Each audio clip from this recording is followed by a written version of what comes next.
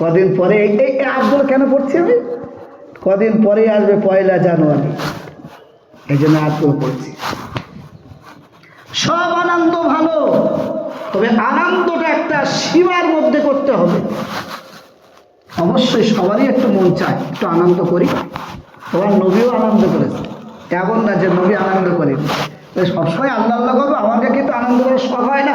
হয় অবশ্যই। শরীয়ত তার একটা গণ্ডি বেঁধে দিয়েছে, এই গণ্ডির ভিতরে থেকে তোমাকে আনন্দ করতে হবে। এক বুড়ি নবীর সামনে নবীজি বললেন, বুড়িরা কখনো জান্নাতে যাবে না। বুড়ি কান্না শুরু করতেছে, হায় হায় হায়, সত্যি তাই, বুড়ো বুড়ি কখনো জান্নাতে যাবে? যে কোনো বুড়ো লোক নামাজ পড়তে এসে কেউ যাবে? এত বড় কথা, তাহলে সব ইয়ং ছেলেপেলে জান্নাতে যাবে? হ্যাঁ, সব ইয়ং ছেলেপেলে জান্নাতে যাবে। আর এই ইয়ং আর যুবকদের সর্দার হবে ইমামে হাসান, ইমামে হুসাইন রাদিয়াল্লাহু তাআলা আনহুমা। এভাবে লিডার, এই লিডারের নেতৃত্বে সব যুবকেরা যাবে জান্নাতে। বুড়োগুলো কোথায় যাবে? আমরা ফিরে ফিরে নামাজ পড়লাম একদিন না। জান্নাতে যারা যাবে, কোনো ব্যক্তি বুড়ো থাকবে না, বুড়িও থাকবে না। ওরা তো ইয়ং বানিয়ে দেওয়া হবে, সব ইয়ং ব্যাস সব যাবে, সব কটা ইয়ং বানিয়ে দেওয়া হবে। ওইখানে জান্নাতে যে যাবে তাকে কেউ বুড়ো থাকবে না, কেউ বুড়িও থাকবে না। সূরা চেহারা, আজকে যে মানুষটা কালো, জান্নাতে সেই মানুষটা কালো থাকবে না, সব মানুষ পরিষ্কার থাকবে, রং সবার এক, চকচক চকচক চকচক করবে। তাহলে আমাকে সেই গণ্ডির ভিতরে থেকে আমাকে কাজ করতে হবে। অনেকটাই পরিবর্তন দেখেছি। তাহলে দেখলে ভালো লাগে, দেখলে বলতেও ভালো লাগে। ছেলেপেলে এখন দেখি অনেকটাই আর ওইসব দলে আর নেই। একটা সময় ছিল, সবে বরাতের সময় ছেলেপেলে ওই কবরস্থানে যেত আর বিরাট ধূপ ধুনো ছড়িয়ে দিত, মোমবাতি ধূপবাতি। এখন যায় কবরে জিয়ারত করতে, দেয় না বলবো না, তো পরিমাণে অনেক কমে গেছে, অনেক কমে গেছে। আগে যে পরিমাণে ছিল সেই পরিমাণ আর নেই। আল্লাহ কবুল করুন। আগে ছেলে পেলে একটু এই বিভিন্ন অনুষ্ঠানে, শীতকালে অনুষ্ঠানে একটু বেশি গান বাজনা করতো, ভালো, ছোট মানুষ, কিন্তু অনেকটাই পরিমাণে কমে গেছে। বাজিও খেয়াল রাখার দরকার, আমি যে জায়গাটায় গান বাজাচ্ছি ওর সামনে আমার মসজিদটা নেই তো? বলো, মসজিদের সামনে গান বাজানো যাবে? আমি অন্য লোককে বলবো আমার মসজিদ, এখানে পবিত্রতা বজায় রাখো, একটা বড় করে টাঙিয়ে দেবো, এ ভাই তুমি এইখানটাই করো না। আর আমি নিজেই যদি করি তাহলে বলা হবে যারাই রক্ষক তারাই ভক্ষক। আমি যদি আমার মসজিদটাকে সম্মান না করতে পারি, আমি যদি আমার কবরস্থানকে সম্মান না করতে পারি, আমি যদি আমার বাপ মা শুয়ে রয়েছে ওই জায়গায় গান না বন্ধ করতে পারি, লোককে বলে কি করবো? কারে বলবো? কে শুনবে আমার কথা? আমি গত বছরে বলেছিলাম, যদি কারোর শখ হয় কানের ভিতরে ওয়াকম্যান হেডফোন দেখলে শুনবা, যত জোরে তোমার মন চায় তত জোরে শুনবা, যেন পাবলিকের ডিস্টার্ব না হয়। তবে বলেছি অনেকটাই কমে গেছে আলহামদুলিল্লাহ, সেই আওয়াজ আর সেই শব্দ আমি এখন আর পাইনি।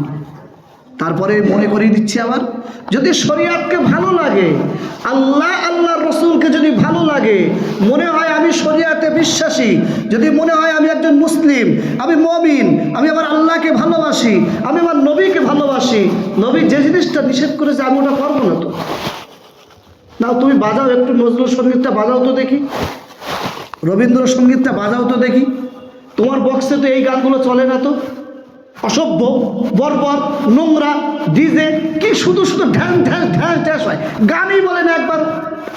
আজীব গানে, কি গানে তো বুঝলুম না, সে গানই বলে না তো, সে শুধু মিউজিক বাজায়, বলে না হুজুর আপনি বুঝবেন না এটাই গান। আরে যন্ত্রণা ভাই, তুই গান বাজাবি তো বাজা, গান বাজা, নজরুল সঙ্গীত বাজা, রবীন্দ্রসঙ্গীত বাজা, না ও গানে তো শুনবে না। কাজী নজরুল ইসলাম, তার কবর কোথায়? একদম পুরো মসজিদের পাশেই। এই যে বাংলাদেশে আরেকটা ছেলে মারা গেছে, আপনারা হয়তো নেটের সঙ্গে, শরীফ ওসমান হাদি, এই দাঁড়ি মারা গেল কদিন আগে। জুম্মার দিন নামাজ পড়ে যাচ্ছিল, জুম্মার নামাজ পড়েই বার হচ্ছিল, একদম পুরো গুলি গেছে এইখানটায়, পুরো মাথার খুলি পালিয়ে গেছে। ওই ছেলেটার ওই নজরুল ইসলামের পাশেই কবর দেওয়া হয়েছে। সে একজন ভালো মানে আর কি বলে ওরে মানে কবিতা আবৃত্তি করতে খুব সুন্দর, এবং নজরুল তার মানে খুব ফেভারিট মানুষ। ও বলেছিল আমি যদি কোনোদিন নজরুল হতে পারতাম। আল্লাহ ওরে কবুল করেছে, একদম পুরো নজরুল ইসলামের পাশেই ওকে মাটি দেওয়া হয়েছে। নজরুল কি গান গেয়ে গেছিল শুধু আমরা জানি, নজরুল গানই করতো না, শুধু গান গাইতো। বলেছিল মসজিদেরই পাশে আমার কবর দিও ভাই, মুয়াজ্জিনের আজান যেন শুনতে আমি পাই। মসজিদেরই পাশে আমার কবর দিও ভাই, মুয়াজ্জিনের আজান যেন শুনতে আমি পাই। বাজাও গানটা, বাজাও বাজাও, আনন্দ করো, কলিজার ভিতরে ঢুকো। আর বাগড়া মাদ্রাসায় যাবেন, বাগড়া মাদ্রাসায় দেখবেন মসজিদের পাশেই একদম মোল্লা তাহের সাহেব রহমতুল্লাহ কবর আছে, একদম মসজিদের একদম গায়ে। আমি শুধু যাই আর কবরটা দেখি, আল্লাহ আকবার, আমরাও তো মরে যাবো, কবর দোয়া হবে, কোথায় কোথায় কবর দোয়া হবে। কে যার দরদ আছে সে তার মার কবরের পাশে একবার যাবে, যার দরদ আছে তার বাবের কবরের পাশে একবার যাবে, কবার যাবে বছরে, যখন যখন মনে পড়ে তখন তখন। কত শত শত মানুষ, আল্লাহ আকবার, মসজিদের পাশেই তো মাদ্রাসার ছেলেগুলো পড়ে, সেই কোরআনের কণ্ঠগুলো কবরে যাবেনি, যাবে। আজানের আওয়াজগুলো কবরে যাবে, আওয়াজগুলো কবরে যাবে। হয়তো মসজিদের পাশে খরেক দাঁড়ায় মোর কবরের পাশে, খোদারে বলিয়া যাও ক্ষমা করো লাশে, দু চারটি আয়াত পড়ে দিও উপহার, তোমার চরণেই মিনতি আমার, মোহাম্মদ তাহির। আমি একটা সময় বাড়ি যখন ছিলাম তখন মাদ্রাসায় পড়তাম না, তো এই কবিতাগুলো যখন আমার কাছে ছিল, এগুলো তো সব কবিতা, তো আমার কাছে যখন ছিল আমি মনে করতাম সে লোক হয়তো একটা আম লোক, মানে সাধারণ মানুষ। তো অনেক সময় কবিতা লেগে না, ভুবন জুড়ে রূপের মেলায় কদম কদম ভয়, আজীব আজীব কবিতা একবারে। তো মনে করতাম সেই রকম করে একটা আম লোক হবে, সাধারণ মানুষ হবে। আল্লাহ একজন আসামি মানুষ, ভাবা অস্বাভাবিক। এটা উনি নন বাঙালি, মানে আমাদের এখানকার লোক না, আসামের লোক। তো আসামিদের ভাষা তো অন্যরকম, কিন্তু একজন বাঙালি রাইটার, বাঙালি লেখক, বঙ্কিমচন্দ্র চট্টোপাধ্যায়ের লেখা, আল্লাহ কি ভাষা, আল্লাহ জানে কোথা থেকে শিখেছে। একজন কোরআনের বড় মুফাসসির, ওনার লেখা তাফসীরের কিতাব আছে। তো আমি যে কথা বলছিলাম, যদি বাজানোর যদি দরকারই হয় তো এসো আমরা নজরুল সঙ্গীত বাজাই, এসো রবীন্দ্র সঙ্গীত বাজাই, বেহায়া পুরো ছেড়ে দেই, ওর সঙ্গে কোনো এ নেই, ওটা বাদ করে দাও। নিজের মনের ভিতরে এখন এসব নিয়ে এসো। আমরা যুবক, আগামী প্রজন্মের আমরা ভবিষ্যৎ। এগুলো কোনো ব্যাপারই না, শুধু মনের সঙ্গে একটু সম্পর্ক। করবো না তো করবো না, বিড়াল যাবে না। একটু আনন্দ করার ইচ্ছা না, ঠিক আছে, একটু ডাল আলু রান্না করে নাও, একটু আড্ডা মেরে নাও বন্ধু বান্ধব, বেশ। এরপরে তো আরো অনেক কাউকেই দেখি কত রকম কত কিছু করে, নেশার মধ্যে বদভূত হয়ে থাকে। আল্লাহ মাফ করুক, আল্লাহ মাফ করুক। আর সর্বোপরি এর পরে বলি, জিনিসটার নাম হলো 1 জানুয়ারি। কিছু কিছু জিনিসটা আমাদের একটু ব্রেন দিয়ে চিন্তা করার দরকার, ব্রেন দিয়ে। আমরা ব্রেন দিয়ে ভাবিনি তো, উঠলো ভাই চা দরগায় যাই, নাম হলো 1 জানুয়ারি, নন বাঙালি। আমি বাঙালি হিসাবে করবো না, বাঙালিদের না তো 1 জানুয়ারি বলতিস তো ইংরেজিতে, তা বাঙালির থোড়াই বাঙালির, বাঙালির 1 বৈশাখ। তো এলো শরিয়াতের না, শরিয়াতের তো না, তো কাদের? ইংরেজদের। কোন ইংরেজদের? যারা দীর্ঘ 200 বছর আমার দেশকে পরাধীন করে রেখেছিল তাদের। বাহ, খুব মজা লাগতেছে, বাহ বাবা বাবা বাবা। আমি কারটা অনুসরণ করছি, তারটা অনুসরণ করছি, যে আমার মা বোনদের ইজ্জতকে লুণ্ঠন করেছিল।